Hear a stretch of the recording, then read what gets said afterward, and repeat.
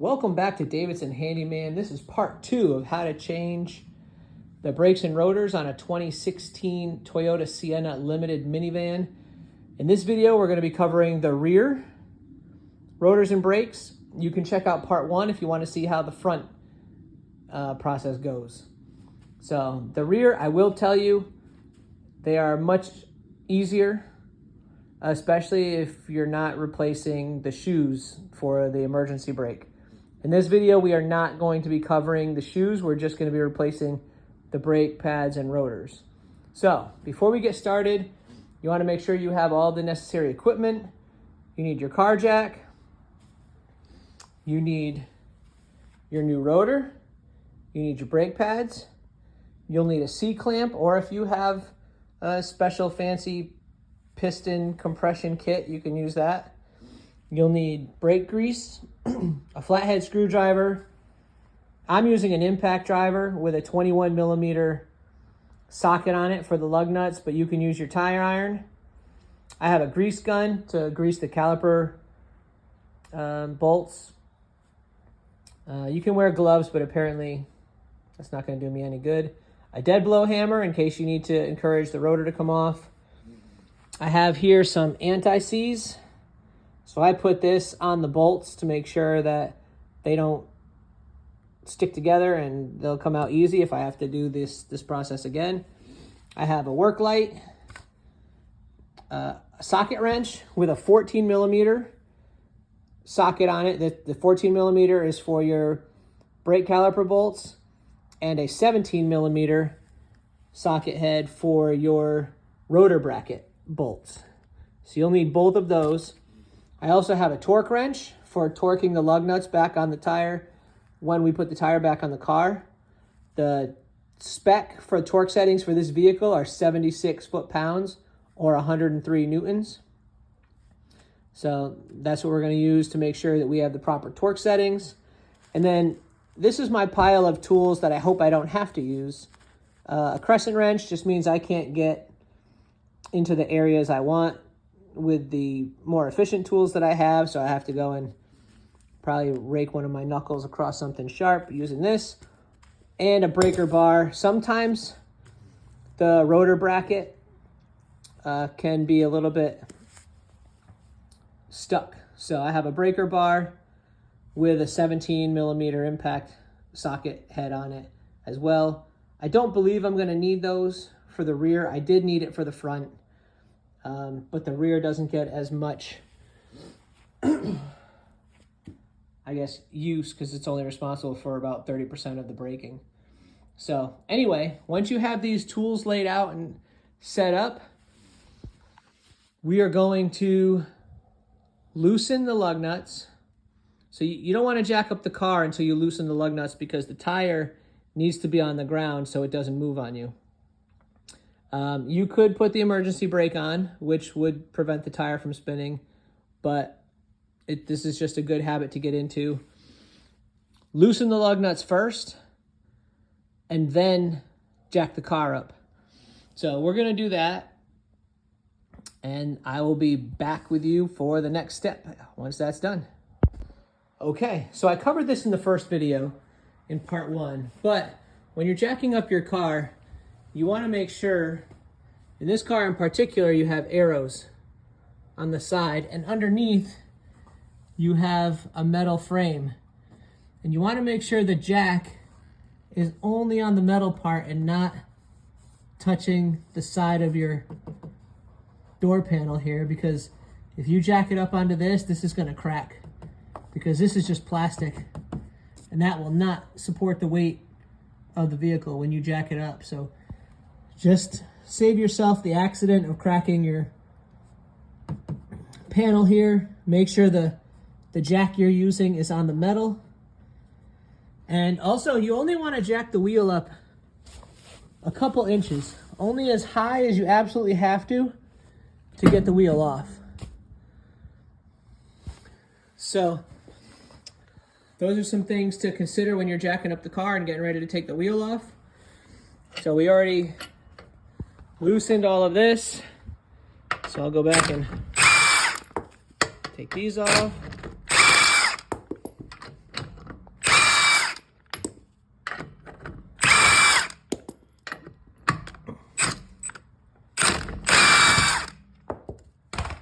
So now that the lug nuts are off, I'm gonna put them over here. And I always put a blanket down because as long as whatever screws or parts I take off or I'm gonna use are on the blanket, I know my search area is narrowed significantly when I can't find something. So keep everything on the blanket and it helps you keep track of all your tools and parts. Or at least if you can't find them, you know they should be on the blanket if you just get in the habit of putting them there. Anyway, if your tire is stuck, you can just give it a little kick on the tire part itself on the side corner. Just give it a kick and that should knock it loose if it's stuck. This one is not, so I can just pull it right off. And then I'm going to wheel it, well, drag it out of the way. And then what I like to do is take the lug nuts and put them right there with the tire. That way, everything I need for that tire is right there. Boom. So, here is our rotor, and here are our brake pads. So we're going to be replacing these. One of the other things you can do to prep beforehand is open up the hood of your car.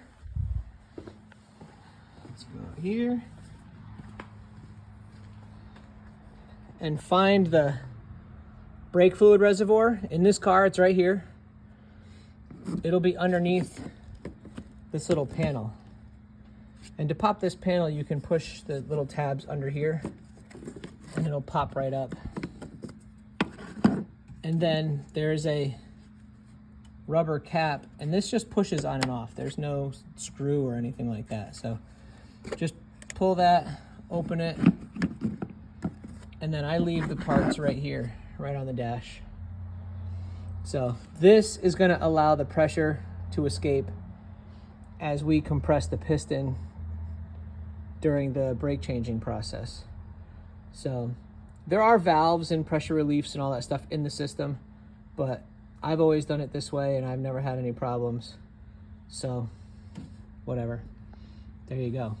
So that is prepped. Now let's come back in here and we are going to start by removing the two 14mm brake caliper bolts located here and here. Let's see if I can back that up there. Right here and right here. And you can find them by looking for this little squishy rubber piece that they're at the end of that. So here and there. So we're going to remove these and then we'll take this caliper clamp out. It's going to pull out this way and it is attached to the brake line. This is where your brake fluid comes in to compress the piston. So you want to make sure you do not bend or kink or crimp this in any way. You also don't want this piece to be just hanging freely because that puts unnecessary pressure on this line. And this is, it's an older line. It could, could crack, and then you're messing with your brakes, and that's not cool. So when you do disconnect this, you want to gently take it out, and then I prop mine up on top of here so that it takes the pressure off of the hose and it's out of the way for me to keep doing more work. So let me get these 14mm bolts off and then we will go from there.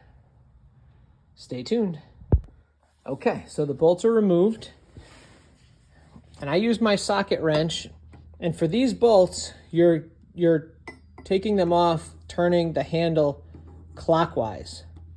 I know everyone says lefty loosey, righty tighty, all that stuff, but when you're looking at it from this way, you'd have to think about it if you're looking at it facing the bolt.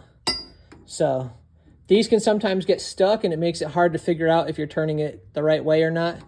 So to help you out, turn the handle clockwise And that'll loosen those up for you right there. Now that both of those bolts are out, you can take this and you just wiggle it a little bit. And this is much smaller than the front, so it's lighter, but just take it. You can see the brake line there. You just want to set it up out of the way. So, and there you go. Now here are your brake pads, and you can see they just slide right out. And these pads aren't terrible. They're about halfway. They probably don't even need to be changed at this moment, but you know, we're here, so whatever. Like I said, the rear brakes don't get used as much as the front, so they wear a lot slower. But since we're doing brake changes today, that's that side, and then there's one on the back here. There you go. So now that we have the brake pads out of the way, we're going to remove this rotor bracket.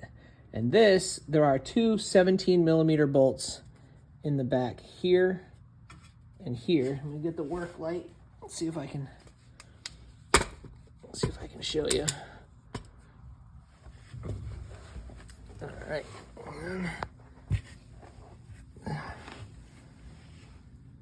Here you go. Right here and right here. They're really close. They're pretty easily accessible. But these ones in the front, they stick pretty hard, which is why I needed the breaker bar. But I should be able to get them with the regular socket wrench. So I'm going to pull these out, and then this metal bracket is going to fall. So be prepared to catch that as you pull that last bolt out. It's going to fall. It's not super heavy, but it's not attached to anything like the caliper clamp is. So let's remove that, and that'll give us access to the rotor. Stay tuned for more. Okay, I got the bolts out. I'm just going to hold this up with my leg while I unscrew this, just to show you what I was talking about with it falling. This one, I couldn't reach back there with the breaker bar, so I used my ratchet and a dead blow hammer on the handle a couple of times, and that just kind of broke it free. So that works too. All right, so that bolt is out, and now you'll see this bracket just comes right out. So here is our rotor. And how we're going to get this off is we're just going to take a hammer, and we're going to hammer right here, maybe on the side, everywhere except your wheel hub bolts. These are, you do not want to hit these. So the rotors commonly get stuck. So let me see if I can even do this with one hand. I don't know. We'll see. Normally, I might need the metal sledge, but let's see. Let's see how hard this is.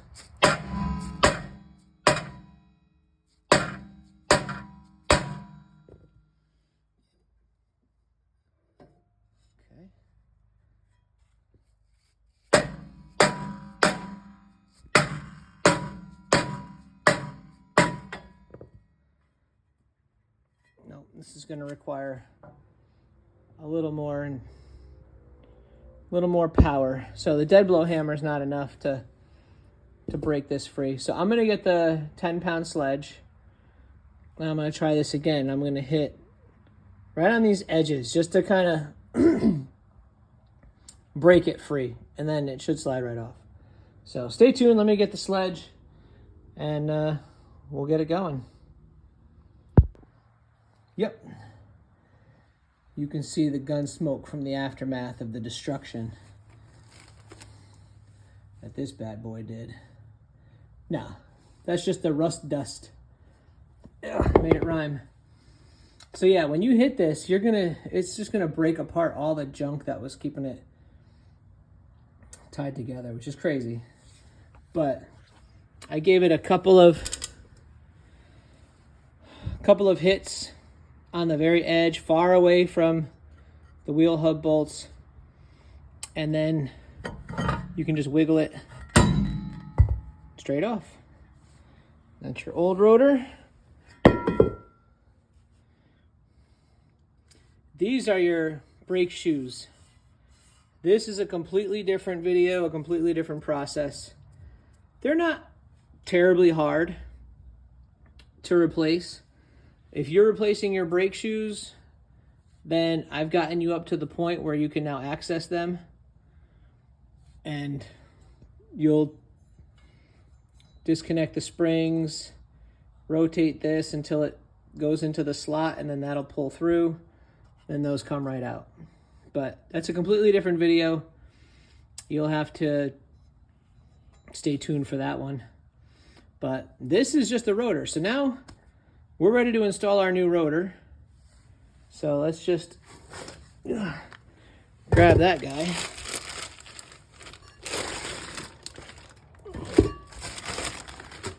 And you'll notice on the rotor, there's two little additional holes. And you'll notice on the front here, you can see where those holes were. So you want to line up the rotor where those holes are right there, because that's going to make sure that you're aligned with the other holes so that you can make adjustments to your emergency brake if you need to. So what we're going to do is try and do this with one hand here. I don't know. So your rotor goes on with the wide part facing out. We're going to line up those holes.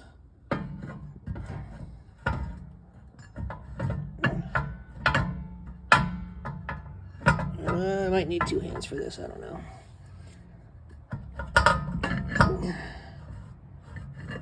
Nope. Got it. There. Sorry for the dirty hands, but so that's it. Your new rotor is on. Oh, one of the things I forgot to do on your old rotor, joy, these aren't really light. There's a little rubber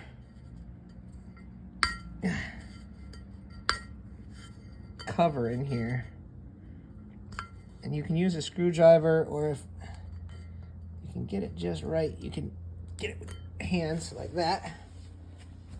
So this little rubber gasket covers the hole where you can go in and adjust the tension of your emergency brake. So you want to repurpose that and put that into the new rotor, just like that. And now we're gonna start putting everything back together. But before we do that, you want to come over here to this bracket, and you'll notice that there's some clips. And in the hardware box where the brake pads are, you'll notice 4 of the same clips. And then there's 2 of these other clips. And these clips are going to clip to the top of the brake pad as it's installed. So one clip will go here because this will be on the back side. So I'll put that there. This will be on the front side. So that's going to go there. So that's kind of how I arrange that. Then these clips, there is a specific orientation to which way the tabs and all that stuff need to face. So I recommend doing them one at a time. But this is where you can use your flathead screwdriver and just pop these out. and then put the new brackets in.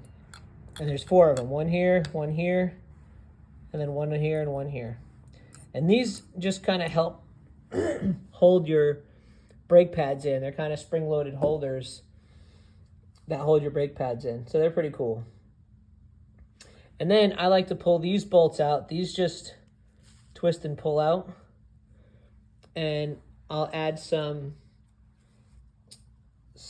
grease to them, but it's not typical like petroleum jelly grease. It's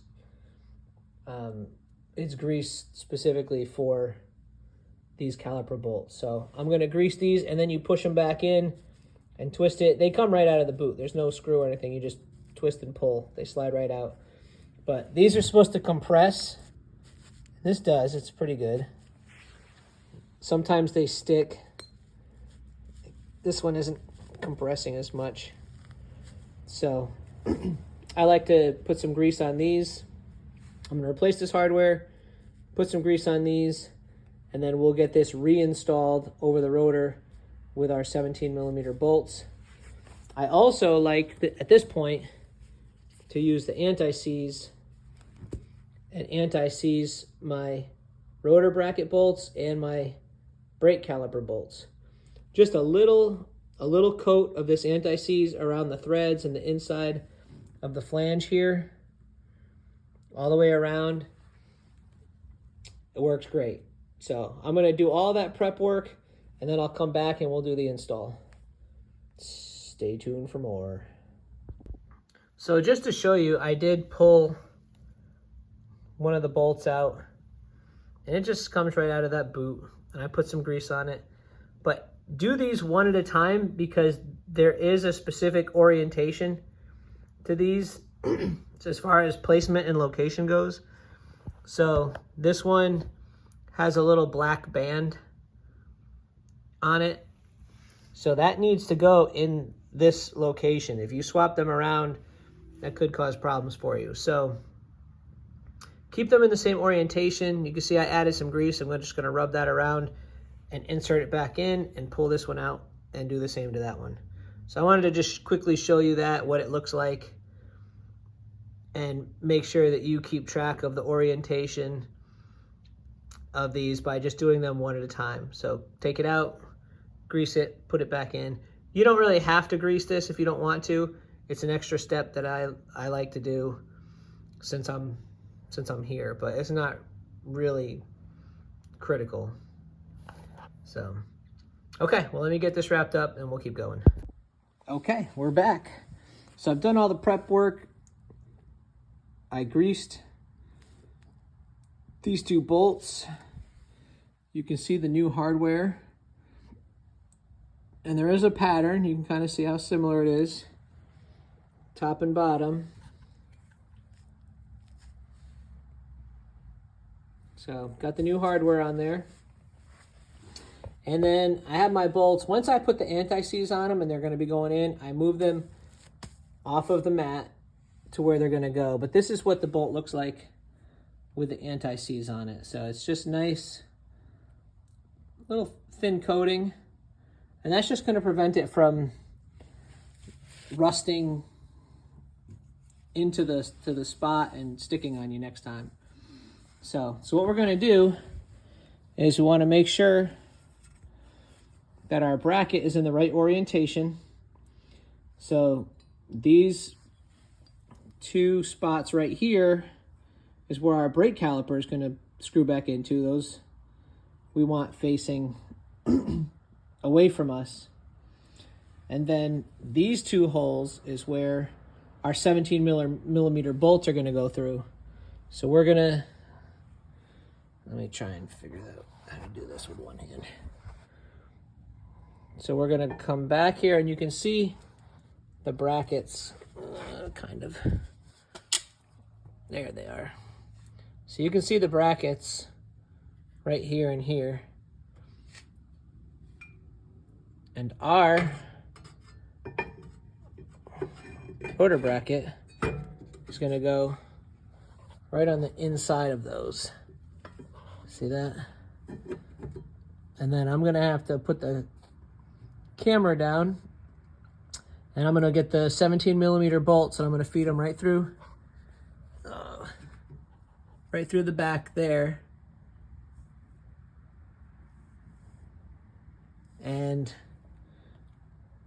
bolt this guy in. But that's what it'll look like.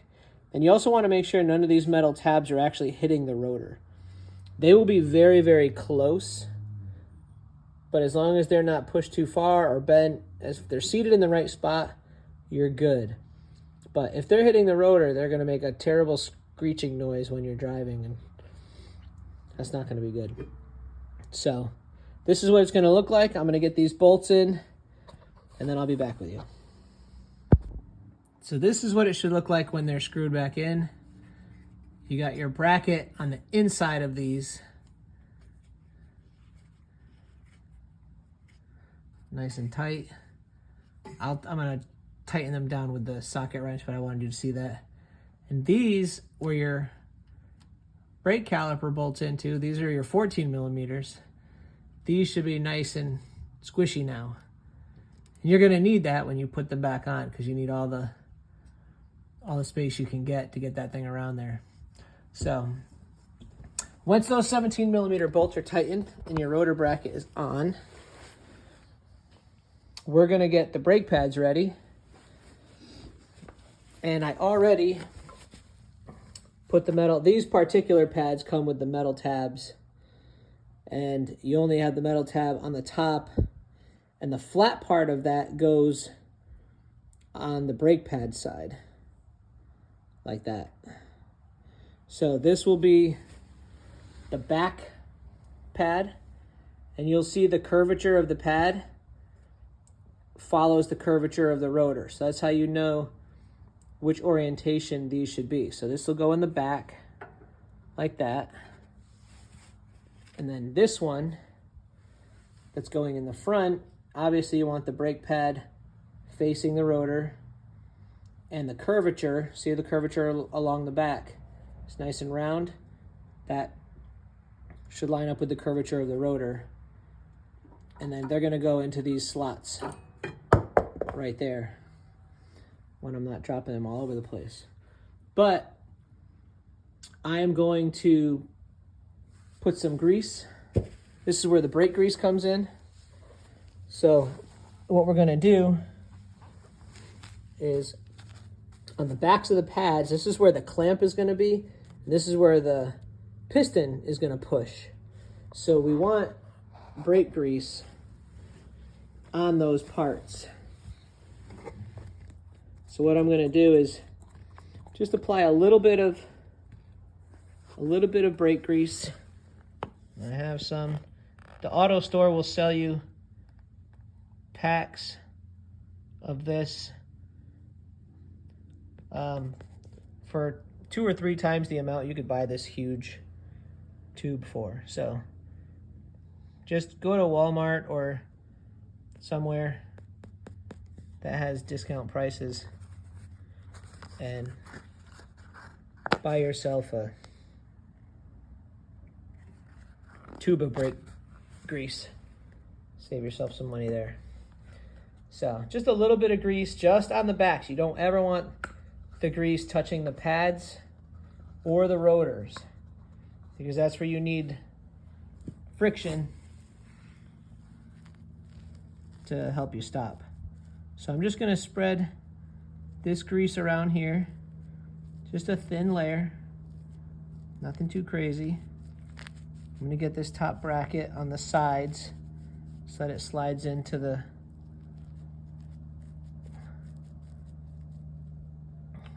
bracket nice and smooth. So we're doing that. And then these will be ready for install. And again, the front was a lot harder because they have springs, and you got to hold the springs in place and then get the caliper and put it around there and hold everything together. It's a lot more complicated than this, but there. So a little bit of grease on the top here, just to, there we go. Rag. Here we go. Okay, so this is the top part. Let me get this light out of the way. So again, curvature of the pad, and you want to try not to touch the grease while you're installing it. So curvature of the pad follows the curvature of the rotor. This top tab will go in here, and the bottom tab will go in here. And you have to get behind the rotor bracket before you do this. Otherwise, it's not going to work. So we got the top tab in. I'm going to put the bottom in. Here we go. Boom. There we go.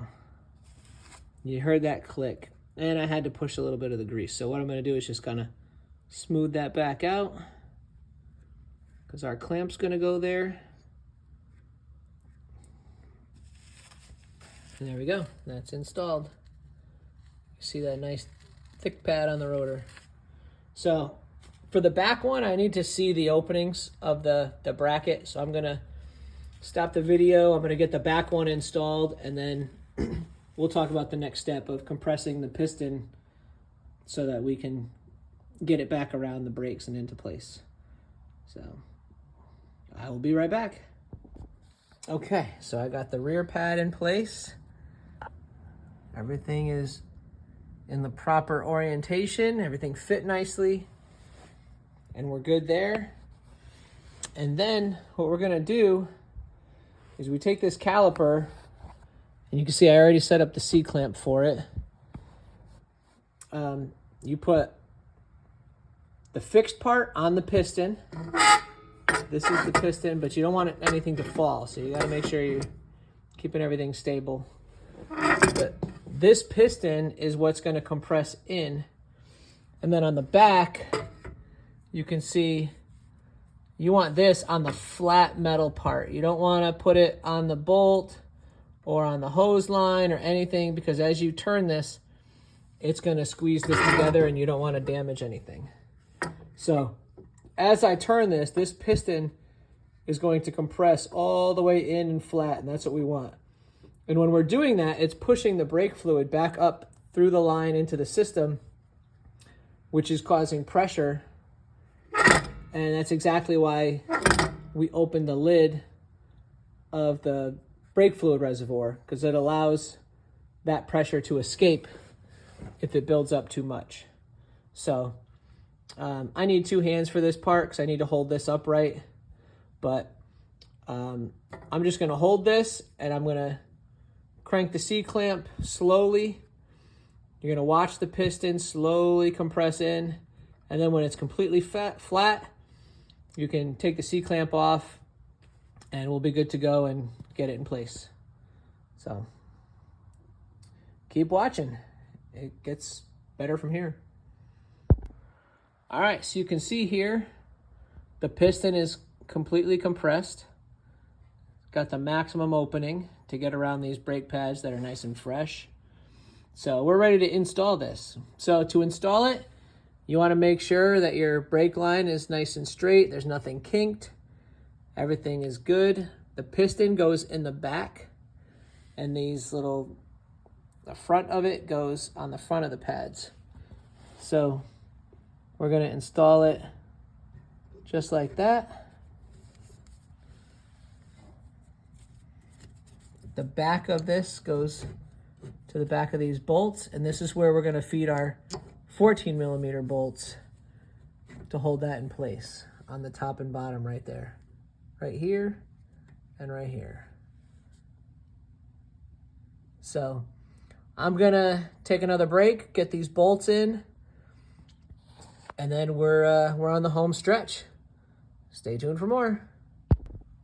Okay, caliper bolts are tightened here and here. Everything is nice and snug. Nothing loose. Good to go. Rotor is on. Now we're ready to reinstall the tire. The finish line is in sight. So we're gonna put the tire back on. We're gonna hand tighten the lug nuts, and then we'll seat them a little more, get the car lowered and torque everything up, and then we'll be good to go. Okay, the tire is back on. The lug nuts are snug. I'm gonna lower the car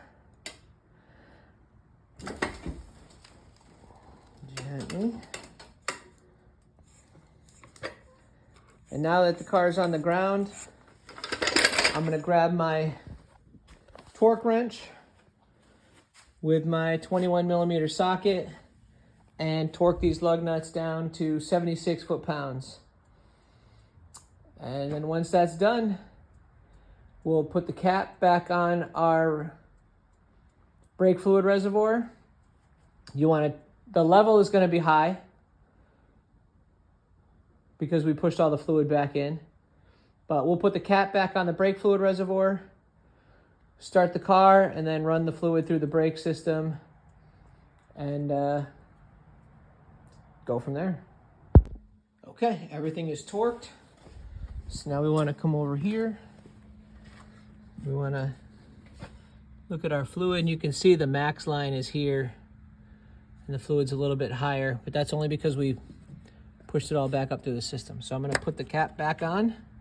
I'm going to put the cover back in. I'm going to leave the hood open right now because we're going to want to check this after we pump the brakes and get that fluid coming back to the system. So now I'm going to get in. I'm going to pump the brakes a little bit. Even before I start the car, I can already feel them getting tighter, which is great. All right, then you want to start the car. You'll feel those brakes kind of sink in because now the fluid is going back in through the brake lines. You just want to pump the brakes.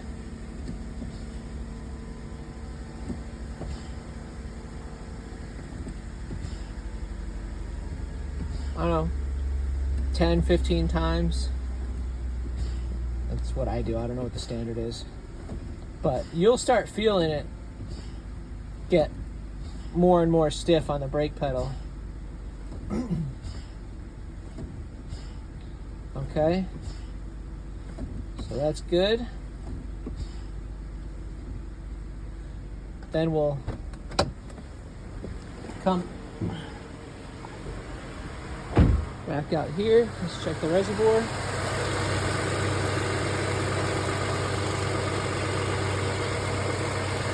You can't really see in the dark, but it's right at the max fill line, so we're good to go. So now you can close the hood, take your car for a test drive, start by braking slowly, and then speed up to maybe 15 miles an hour, 20 miles an hour, and then step on the brakes hard and see how your car reacts. Hopefully, you stop. No, you'll stop. You'll be fine. I hope this video helped. Thanks again for watching. Stay tuned for more, and we'll see you on the next one.